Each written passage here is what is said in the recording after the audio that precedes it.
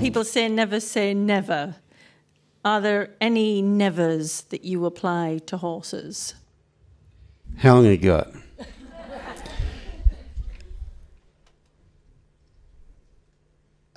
You were playing on your phone before, but now you're listening, so I can't say what I was going to say. Hello, young lady, how are you?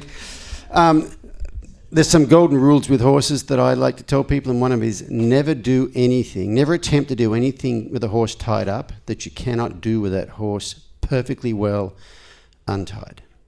That's a never for me.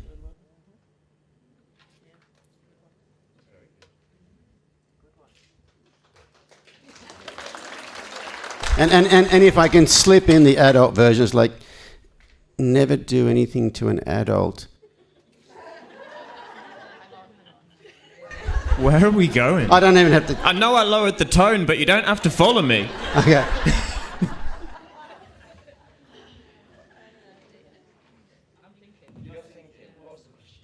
Nevers. Are there any nevers for you around horses? Oh, I don't know if I've got any really serious ones. If I ever, this is an actual never of mine, but it's not well, it is serious, but it's funny. If you come into a lesson with me to have a ridden lesson, and you have a spectacular horse that you ride beautifully, and then say at the end of the clinic, Ben, you know, you've admired him so much, would you like to ride? If you're a person that teaches, let me give you advice, never get on that horse. Because even though you know how to help that person, I promise you, if you get on it in the last 5 minutes of the clinic, you will not know that horse and ride it as well as the person who's had it for 10 years. So that would be my first never. The other, never... Ben, why didn't you tell me that before the Western States Horse Expo in California this year? Did you see that? Did you see when I got on the horse? You weren't there on that day. I did it. I never... You heard about it. I never do it. Haven't done it in years. No, just let me get on him for a second. Yeah, never get on a horse and in a demo. Never... Oh, I know what I want to say, but I need to get the words right.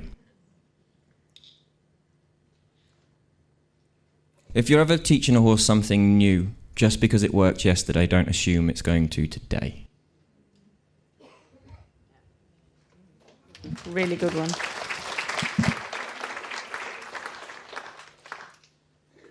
One of mine is more about people than horses again, and that is never blame your horse. I have a real pet hate of people coming out of competitions and things and just being like, well, he just dropped me, he just spooked, he just did this, he just did that. I'm like, yeah, why did he do that? Because you let him. Take responsibility for the training of your horses and how they go.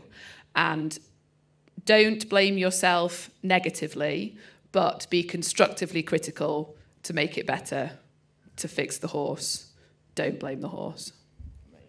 Yep, good. When we were growing up, my granddad, my amazing grandfather, his thing would be, if we rode a horse or did anything with them, and it went really well, that horse was brilliant. Didn't that horse go fantastically? Wasn't it amazing? If anything went wrong, me and my dad were stupid apers. What on earth are you doing? Screaming like that when you fell off it. You'll have really spooked and scared it. And it's one of those things that growing up was always just the way it was around at home. But then actually looking back on it, it's a brilliant mindset. If it goes well, the horse did it. If it goes wrong, it's your fault. And I'd follow that up with, you better pray it's your fault. Because you, as a human, can change how you think, feel, act, and respond now, today, this instant, immediately. If it actually is an issue that the horse has, whether it be physically or trauma-based or past training-based, that can take months and years to fix. So you better pray that the problem's you. If the problem's you, you are lucky. I told you he was wise beyond his years.